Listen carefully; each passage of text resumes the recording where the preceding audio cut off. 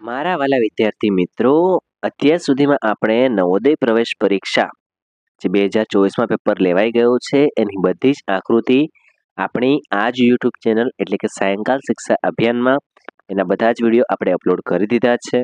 ગણિત વિભાગના પણ પ્રશ્નોના જે પણ દાખલા છે એના સોલ્યુશન સાથેના વિડીયો અપલોડ કરી દીધા છે. સાથે સાથે ફકરામાં પણ ફકરા વિભાગ એટલે કે ભાષા વિભાગમાં પણ બે ફકરા જે છે તે એનું સંપૂર્ણ સોલ્યુશન સાથે આપણે વિડીયો અપલોડ કરી દીધા છે.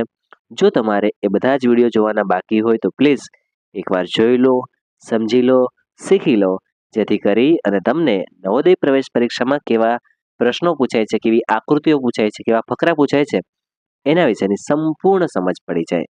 આજના વિડીયોમાં આપણે ફકરા નંબર 3ને સમજવા જઈ રહ્યા છે. ત્યારે સૌથી પહેલાં તમારે એકદમ ધ્યાનથી આ વિડીયો જોવાનો છે, સમજવાનો છે, શીખવાનો છે અને યાદ રાખવાનો છે. શું કહે છે ફકરા નંબર 3માં એને સમજીએ. કૃતજ્ઞતા વ્યક્ત કરવી એ એક બહુ મોટો સદગુણ છે જે દરેક મનુષ્યમાં હોવો જોઈએ. આ એક અનુભૂતિ છે જેના દ્વારા આપણે કોઈના પ્રત્યે આભાર વ્યક્ત કરીએ છીએ. એનો મતલબ કૃતજ્ઞતા એટલે આભાર. આપણે અનેક રૂપોમાં આપણી કૃતજ્ઞતા વ્યક્ત કરી શકીએ છીએ. આપણે પોતાના વિચારો, શબ્દો અને કાર્યોથી કૃતજ્ઞ થઈ શકીએ છીએ. મતલબ જો આપણે કોઈને કૃતજ્ઞતા વ્યક્ત કરવી હોય, કોઈનો આભાર માનવો હોય, તો આપણે આપણા શબ્દોથી, આપણા કાર્યોથી અને આપણા વિચારોથી પણ કૃતજ્ઞતા એટલે આભાર વ્યક્ત કરી શકીએ છીએ. જ્યારે આપણે આભાર કહીએ છીએ ત્યારે તેનો અર્થ થશે કે આપણે તેના કૃતજ્ઞ છીએ.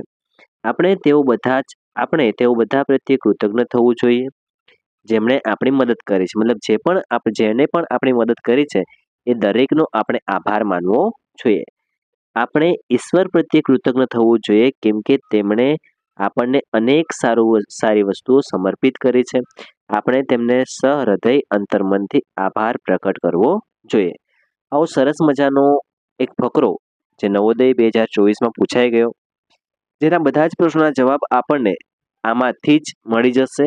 કારણ કે મિત્રો, 5મા ધોરણમાં ભણો છો તમે તો તમને બહુ અઘરા ફકરા કે બહુ અઘરા પ્રશ્નો પૂછવામાં આવતા નથી. બસ તમારે એને ધ્યાનથી વાંચો તો તમને એ દરેક પ્રશ્નોનો જવાબ ફકરાની અંદરથી જ મળી જાય. જુઓ, પહેલો પ્રશ્ન. આભારનો અર્થ એ છે કે આપણે ખાલી જગ્યા છીએ. સિમ્પલ છે. ફકરાની અંદર ચડિયાતું ક્યાંય નથી આવ્યું એટલે આપણો જવાબ નહીં આવી શકે. આભારનો અર્થ ઉદાસ ફકરામાં ક્યાંય નથી આવ્યું. આભારનો અર્થ દુઃખી પણ ફકરામાં ક્યાંય નથી આવ્યું. જુઓ, પહેલા પ્રશ્નનો જવાબ તમને અંદરથી જ મળી ગયો. આભારનો અર્થ કૃતજ્ઞ થાય છે. ઠીક છે, આટલો ઇઝી પ્રશ્ન છે. મહાન સદગુણ કયો છે? ક્રૂરતા ક્યાંય ફકરામાં નથી આવ્યું. કૃતજ્ઞતા પ્રદર્શન આ આવી શકે છે. દુઃખ વ્યક્ત કરવું ક્યાંય નથી આવ્યું. મહાન સદગુણ. કષ્ટ બતાવવું ક્યાંય પણ નથી આવ્યું. જો આ 3 A, C અને D તો એમ જ કેન્સલ થઈ ગયા. તો મહાન સદગુણ કયો છે? તો કૃતજ્ઞતાનું પ્રદર્શન કરવું એટલે કે આભાર માનવો. આ આપણો એક મહાન સદગુણ છે. ઓકે મિત્રો, તો બીજા પ્રશ્નનો જવાબ પણ આપણને ફકરામાંથી જ મળી જાય છે. અને આમ બી જોવા જઈએ ને, તમે ધ્યાનથી ફકરો વાંચ્યો હોય ને તો A, C અને D તો એમ જ કેન્સલ થઈ જાય છે. ઓકે, ચલો એના પછીના ક્વેશ્ચનને સમજવાનો પ્રયત્ન કરીએ. પોતાના ખાલી જગ્યામાં પણ કોઈ કૃતજ્ઞ થઈ શકે છે. આનો પ્રશ્ન પણ આપણે સમજવાનો પ્રયત્ન કરીએ. પોતાના ખાલી જગ્યામાં પણ કોઈ કૃતજ્ઞ થઈ શકે છે. સદગુણોમાં, કર્તવ્યોમાં, વિચારોમાં કે કમાણીમાં? કોને કેન્સલ કરશો? કમાણીમાં તો કેન્સલ જ કરવું પડશે. બાકી રહ્યું સદગુણો, કર્તવ્યો અને વિચારો. કર્તવ્યો ફકરામાં ક્યાંય નથી આપ્યું. કાં તો સદગુણો આવશે કાં તો વિચારો આવશે. તો આના માટે એકવાર ફરી જો આપણે ફકરા પર નજર મારવી પડે તો આપણે ફકરા પર નજર મારી લઈએ. જો આપણે આ લાઈનમાં આપ્યું છે, આપણે પોતાના વિચારો, શબ્દો અને કાર્યોથી કૃતજ્ઞ થઈ શકીએ છીએ. શેનાથી? વિચારો, શબ્દો અને કાર્યોથી. ઠીક છે, તો એના પરથી કોઈ આન્સર હોય તો એને આપણે જોઈ લઈએ. તો અહીંયા દેખો, ડી અને બી તો કેન્સલ જ થઈ ગયો. સદગુણો નથી આપ્યું, પણ હા, ફકરામાં ધ્યાનથી વાંચ્યો તો આપણને ખબર પડે કે આપણે પોતાના વિચારોથી કૃતજ્ઞ થઈ શકીએ છીએ. ઠીક છે, ત્યારબાદ પ્રશ્ન નંબર 74ની વાત કરીએ. મદદગાર શબ્દ ખાલી જગ્યા છે. મદદગાર દેખો, સંજ્ઞા એટલે નામ. તો મદદગાર કોઈ નામ નથી, સર્વનામ પણ નથી, ક્રિયા પણ નથી, વિશેષણ છે. આ થોડું વ્યાકરણ વિભાગ છે અને આપણે આના પછીનો જે વિડીયો આવશે એ વ્યાકરણ ઉપર બનાવવાનો પૂરો પ્રયત્ન કરી રહ્યા છે.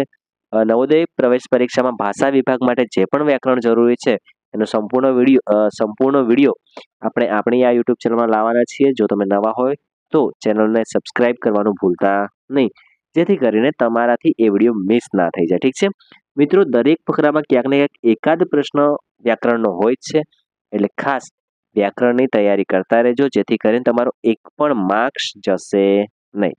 રેડી? ત્યારબાદ પ્રશ્ન નંબર 75, સદગુણનો અર્થ શું છે? ગુણ છે, પરાક્રમી છે, પાપી છે કે શાંતિ છે?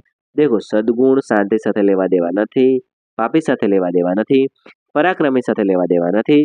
તો સદગુણનો સાચો અર્થ ઓપ્શન એ ગુણ છે. રેડી?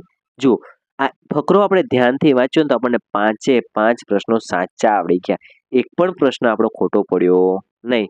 તો પરીક્ષામાં જ્યારે જે પણ ફકરો આવે છે એ પણ તમારે એટલો ધ્યાનથી વાંચવાનો છે, એને સમજવાનો છે, શીખવાનો છે, અને પછી પ્રશ્ન એટેમ્પ કરશો તો તમારો ફકરામાંથી કુલ 25 માર્ક્સના જે 20 પ્રશ્નો આવે છે એમાંથી એક પણ માર્ક્સ તમારો જાય નહીં. ઠીક છે મિત્રો? તો ફકરા વિભાગમાં ત્રીજો ફકરો આજે આપણે જોઈ લીધો. આના પછીનો ચોથો ફકરો આપણે નેક્સ્ટ વિડીયોમાં જોઈશું. ત્યાં સુધી તમારા માટે એક નાનકડો પ્રશ્ન છે જે 2024માં જ પૂછાયેલો છે કે 1 થી 100 સુધીની બધી જ સંખ્યાઓ લખીએ તો એમાં 9 અંક કેટલી વાર આવશે? જો આપણે 1 થી 100 સુધીની બધી જ સંખ્યાઓ લખીએ તો એમાં 9 અંક કેટલી વાર આવશે? આ જવાબ જો તમને આવડે છે 19 વાર આવશે, 20 વાર આવશે, 21 વાર આવશે કે 23 વાર આવશે? આ પ્રશ્નનો જવાબ કોમેન્ટ કરો. સાથે સાથે તમારું નામ લખવાનું ભૂલતા નહીં અને તમે કઈ શાળામાં અભ્યાસ કરો છો એ પણ જરૂરથી લખજો. મળીએ નેક્સ્ટ વિડીયોમાં. ત્યાં સુધી જય હિન્દ, જય ભારત, ધન્યવાદ.